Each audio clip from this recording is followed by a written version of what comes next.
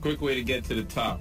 Now, I've been getting a lot of questions, and one of the questions that I recently got earlier this morning was, Jay, I'm actually on my way home, so I figured I'd share this information with you because I care so much. You're gonna make more money, become more valuable. how do I actually bring my dreams to reality? You know why people fail? People fail because they're learning from the wrong people. You have a job right now, you want to do, I don't know, better. We have the ability to focus on one thing, to concentrate on something, on one particular thing, with all of our energy, and create abundance from that. Do you find yourself like, shit, I gotta get this thing on because this shit's gonna, I got this muse in me? Do you find that happens often? Yeah. I listen to a lot of audiobooks. And sometimes I get crunked real fast. You know, sometimes I don't have no plans to shoot a video, and then I just be listening to something like, you know what, he's fucking right. Let's go. You got to do this. And another thing, damn it. Yeah, cause most of it's already in me, you know, man. It's already how I feel, man. But sometimes it's just like I hear it, I'm like, you know what, man, I need to be talking right now, you know, and I just shoot a video. Or sometimes I'll just be scrolling on the internet and I'll see so many people on a non-job page like asking the same shit or talking about like, yo, maybe this video can help them, and I'll shoot a video, you know. And I have some already pre-recorded. I'll schedule posts for YouTube because I'm so busy with the house and everything right now, you know. But I'm almost out, so I got to start shooting some videos in here soon, you know. But I don't really know where to shoot them from because I don't know. Sure. Yeah, you'll get there. You'll be playing with different areas and shit, and you'll find it. Yeah. You'll find it. So you sound like you really got your plan in place and you're working your plan now. And what I did was I took myself off a non-job because I found myself playing around. So I had to get to work. So I had to shut myself out of a few things actually to focus on my marketing campaign and kind of come out of my bubble and go, man, there's a lot of people out there. And I just on a whim started talking with a couple people, and they really loved my editing and the way I do my videos and how I make everybody look good, because it's true. I want to bring out the best in people I talk to. And we all fumble. I'm a stuttering fool. So, there's editing, that to make me, not that I'm ever going to take shit out that don't need to be there. That's not how I am. That's not who I am. But as I'm doing this, I realized something, man. There's a lot of people that like to talk. And this is great because I love watching two good people have a conversation. I don't like watching bullshit. I can't stand TV. Dude, when I go over to my family's on the holidays, they keep the commercials on. I mute that shit. I walk out of the room, and there's something in the air with that. There's something wrong here. It's like the movie in the Outer Limits called The Grid, and there's just like fucking sound or this pitch that's being emitted, and you can't shut it off. Well, guess what? You can. It's called a remote control, man. Yeah. Yep. Nah, we watch no TV in my house. Nice. I try to minimize it as much as I don't even listen to music. I had to really, bro, I was a totally different person, man. Really? Like I said, it take hours and days for me to explain it, but I was definitely not like this, and then I was just like, I'm sick of, I got fed up of who I was and the results that I was getting. I listened to no music. Sometimes I listen to, like, smooth Sade, or like 80s. I listen to a lot of 80s and 70s when I do listen to it. In another lifetime, I was going to marry Sade. It just did happen, so I'm just saying. Yeah. Sade, if you're listening, you and me, baby. For real, she is pretty. Oh, she's awesome. Yeah, but I know what you're saying, man. You have to divorce yourself from who you once were. Yeah, you really do. And I had to just transform myself. So I just listen to information, audiobooks, and and I just practice. I practice what I learned. Now you're young, so a lot of your friends haven't really made shifts. How did that? You see. I was telling my daughter this because I can see it in you. I was telling my daughter that. I said, "Sweetie, you're going to be trailblazing. You are an energy source that can't be reckoned with, and you need to go. You need to make this happen. You need to do these things, and you're going to leave friends behind. They can't keep up. They aren't going to be able to keep up. All you can do is just keep moving and let them catch up if you can, but you can't go. Yeah. You can't do it. And I imagine you being young must be experiencing this." Absolutely. Yeah, I've gotten to the point now where I've lost them all. Wow.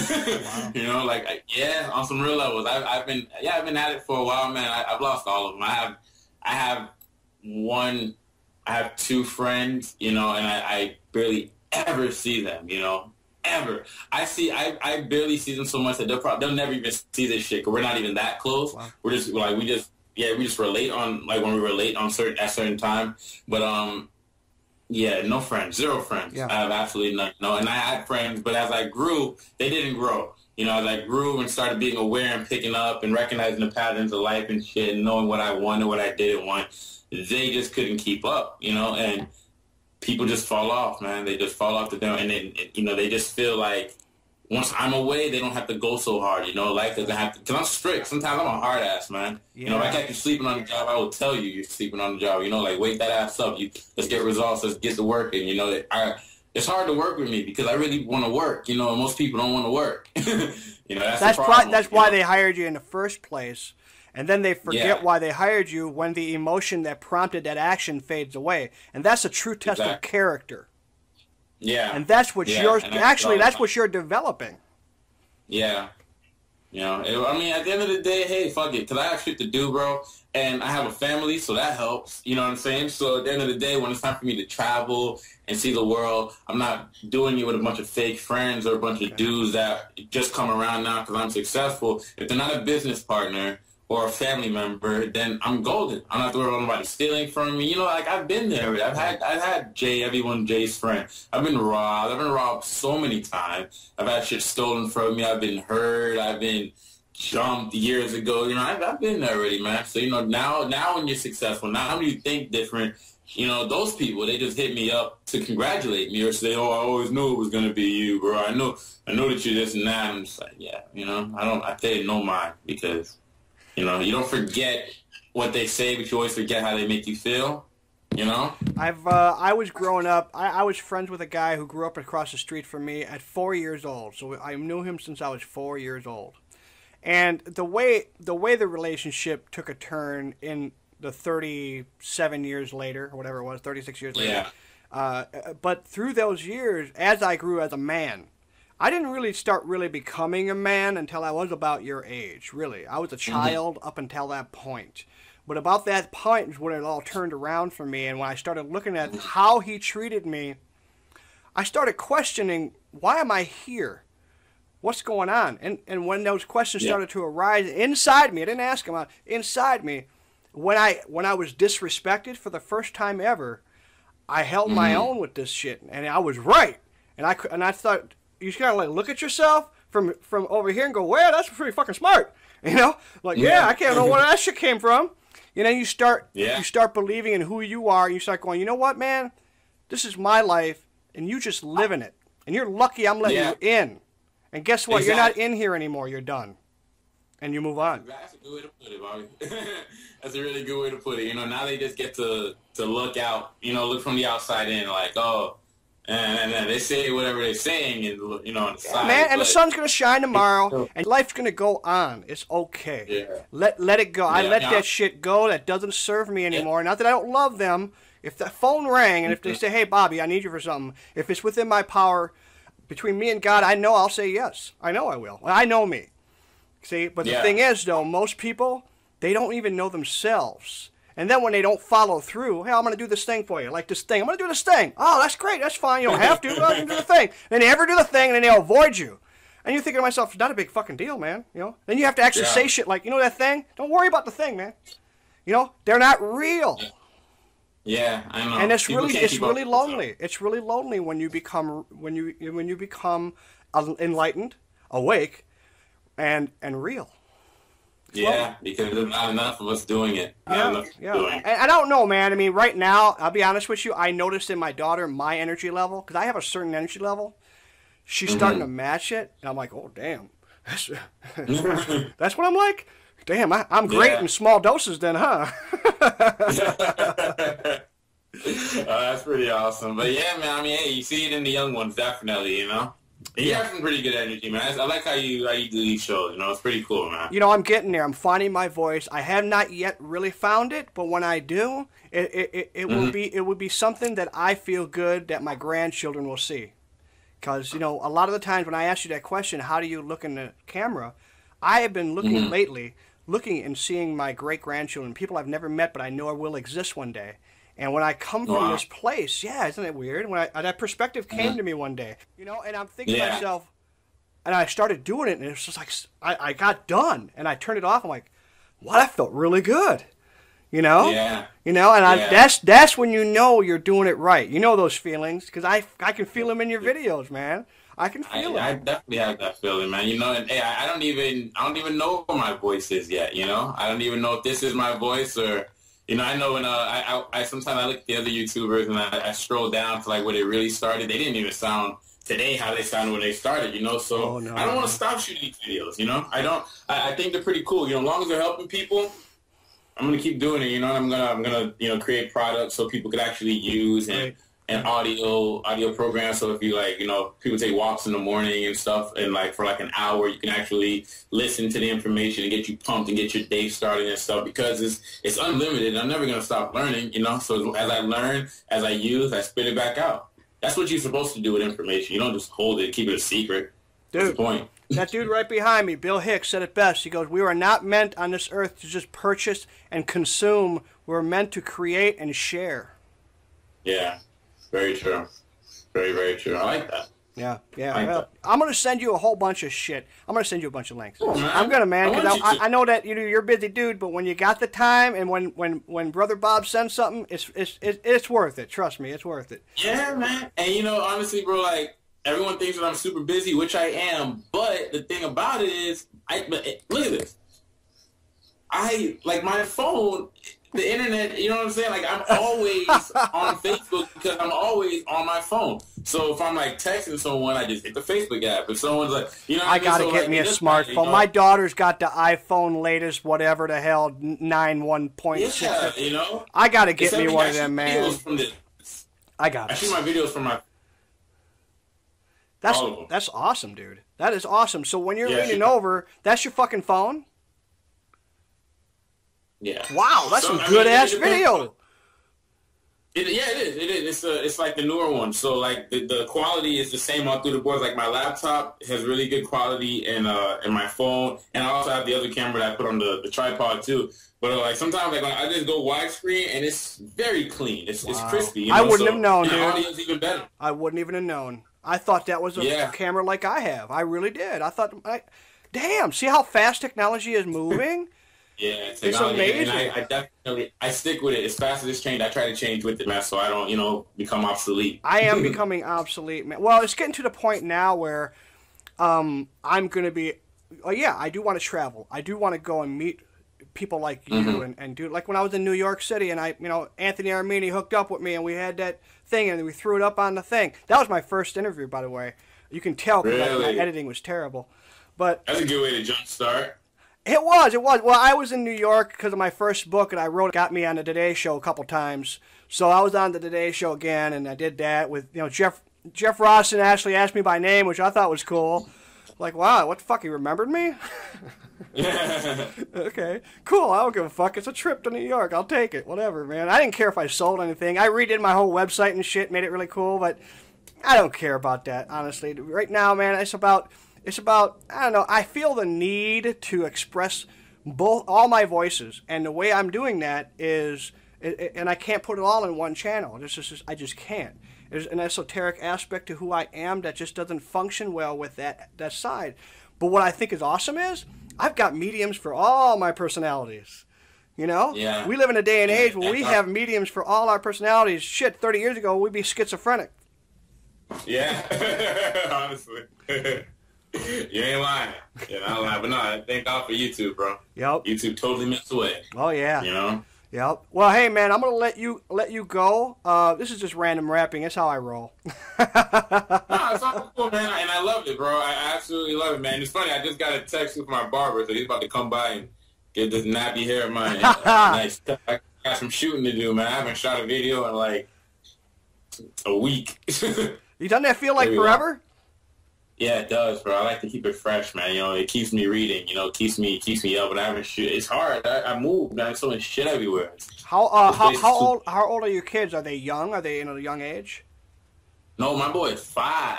Okay. 5 years old. Okay. Yeah, he's cool, man. He's 5, and he's 6 this year. So he's not. He's at the annoying phase where he's just running around talking every second. You know what I mean? But definitely not the baby butt wiping phase. You know, yeah, I think I still wipe his butt too.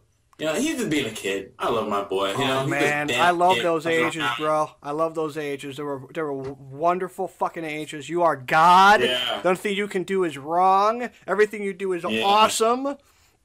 I love him though, man. He's just being a little. He's just a kid, you know. He's being a little friggin'. He's just so hyper. You know, he's just a little hyperactive little. I remember those days. But you know. What do you find in your son that you see in yourself? Good question, man. I find that he listens well. See, I don't know. I don't know. I guess just the. I'm gonna have to start. I'm gonna have to send you questions ahead of time for the next time we talk, man. Pondering questions, because the questions I ask are pondering, man. You know, like I don't even really remember too much of how I was when I was 5 years old. You know, but he's just he's goofy like how I am. You know, very funny. He's so playful. Yeah. You know, very very. Doesn't it feel awesome? You can actually. He talks about it. Yeah, he talks about it because he hears me, and he sees me read so much. So he's always like talking about, I'm like, why were you bad at school today? Well, the energy made me do it. I could feel it. And he thinks energy is this ghost that floats around. He's using the vernacular. He's using the words, vocabulary, transformational vocabulary. Yeah, you know, he's definitely like that. But yeah, I mean, he's a good kid, man. You know, I actually had to pick him up not too long from now, as a matter of fact. Yep. Yeah, I got an 18-year-old daughter. She's back home now. She was in New York for a semester for school, for the drama.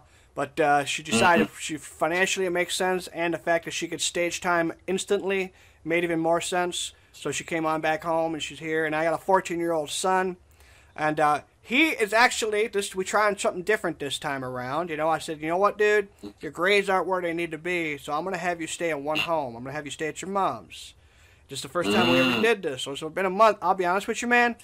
It's nice. We are enjoying each other's space. And we were kind of weirded out. He was kind of weirded out at first. I said, you know, to be honest with you, man, I was at the time when I don't know about your age, where I avoided the shit out of my dad. You just have to shut mom and dad out of your life. I know you'll always love me, bro. It's okay. I'm here whenever you need me. And he knows it. But sometimes you got to just love someone from afar for a little bit. You know what I mean? Yeah. You ain't going nowhere. Yeah, it's a learning experience. It is. This is a journey, bro. I've never been a father to a 14-year-old before. So this is all new. And a boy. And he officially just got taller than me. So he's got more growing to do. He's now officially taller than me. And my daughter is my height, so... You know, it's cool. These are beautiful human beings, and I'm glad that I was able to, first of all, take a very toxic relationship and make them whole again separately for these kids. It was very important for me not to live in an unhappy household. I'd rather live in a happy household and be alone and go through sadness than be in a constant state of fear, constant state of walking on eggshells, and that the kids feed off of that energy, bro. That's not cool. Yes, they do. That's not fair to them. That's how I looked at it. Very true, bro. No, that's very, very true. You know, I never really looked at it like that. This is very, very true. You know, hey, everyone has their, their view on how to handle their kids. You know, God only knows I'm probably kicking his ass out by 11 years old if you don't act right. I was messing around. But, my mom raised 6 kids, dude, and I was the baby, so there's 10 years difference between me and the next one born. So she's 57 years old, my sister, and it goes up from there. And so my mom said my brother wanted to smoke cigarettes at about 13. You want to get cigarettes? That's fine, but buy your own.